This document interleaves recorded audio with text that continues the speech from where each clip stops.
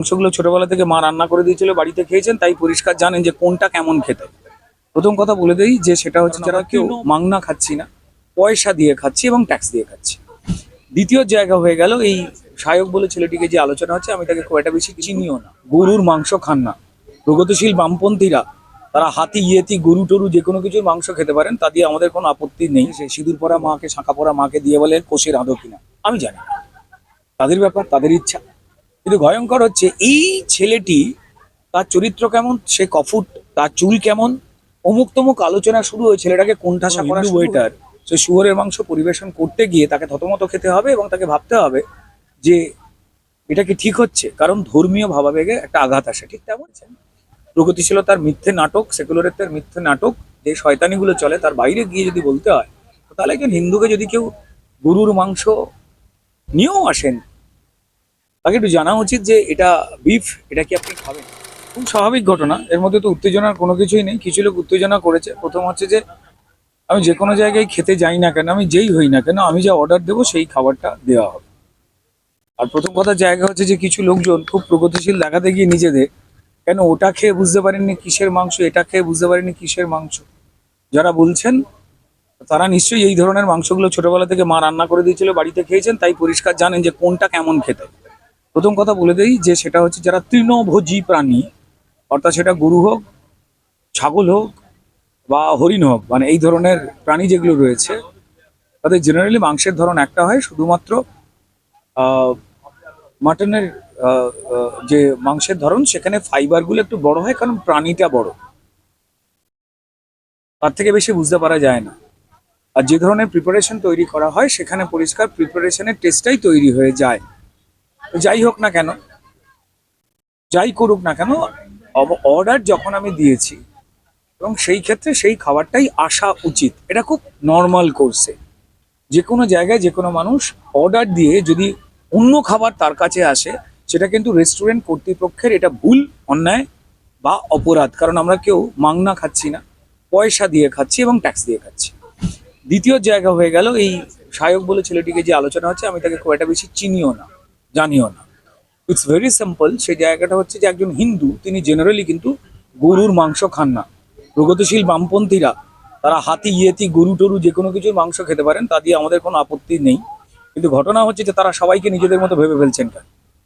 যেমন একজন মুসলমান সম্প্রদায়ের মানুষ, তাকে কেউ, কোনো হিন্দু ওয়েটার, সে শুয়োরের মাংস পরিবেশন করতে গিয়ে তাকে থতমত খেতে হবে এবং তাকে ভাবতে হবে যে এটা কি ঠিক হচ্ছে, কারণ ধর্মীয় ভাবাবেগে একটা আঘাত আসে। ঠিক তেমনই যারা হিন্দু মানুষ রয়েছেন, প্রগতিশীলতার মিথ্যে নাটক, সেকুলারিত্বের মিথ্যে নাটক, যে শয়তানিগুলো চলে তার বাইরে গিয়ে যদি বলতে হয়, তাহলে একজন হিন্দুকে যদি কেউ গরুর মাংস নিয়েও আসেন, তাকে একটু জানা উচিত যে এটা বিফ, এটা কি আপনি খাবেন।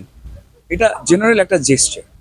তবে যেটা হয়, এটা যেটা সব থেকে বেশি চমকিত করেছে, পুরো লেফট একটা ইকোসিস্টেম, তারা এমনি এমনি তো শূন্য হয়ে যায়নি। তার সব থেকে বড় কারণটা হচ্ছে তারা সমাজ কিভাবে চলছে নিজেদের মতো ডিকটেট করতে চায়।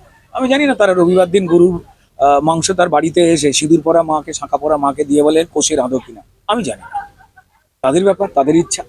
কিন্তু ভয়ঙ্কর হচ্ছে এই ছেলেটি, তার চরিত্র কেমন, সে কফুট, তার চুল কেমন, অমুক তমুক আলোচনা শুরু হয়ে ছেলেটাকে কোণঠাসা করা শুরু হয়ে গেল ওই দোষটাকে লুকোবার জন্য।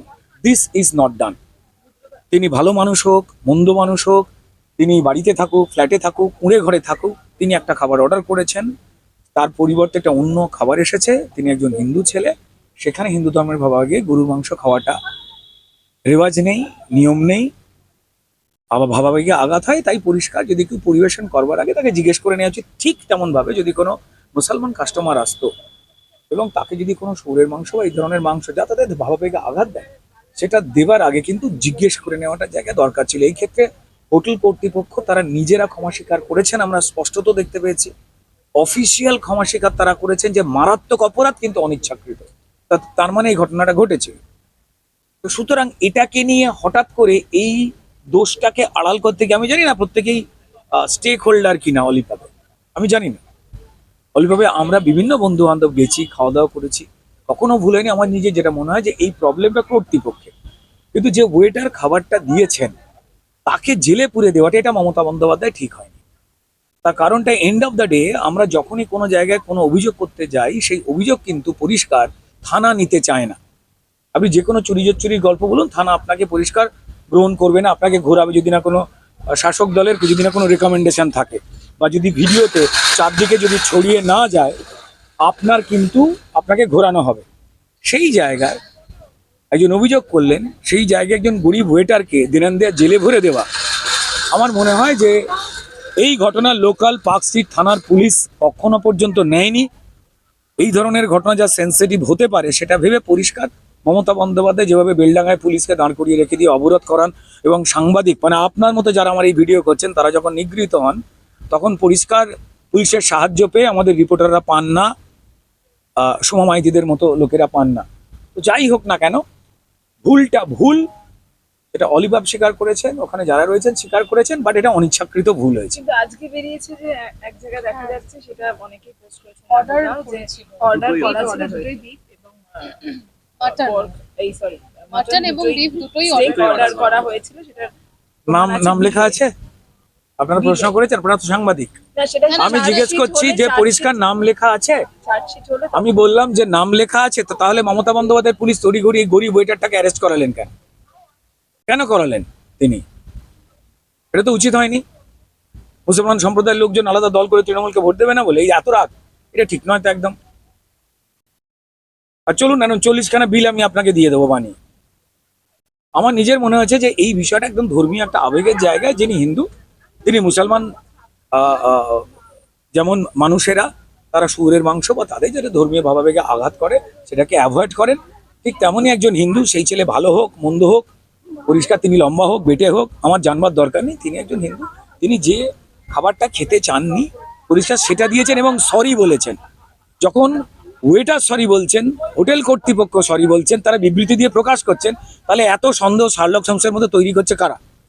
এই প্রশ্নের উত্তর মোহাম্মদ সেলিম দিতে পারবে আমার মনে হয় মমতা বন্দ্যোপাধ্যায়ের সঙ্গে আলোচনা।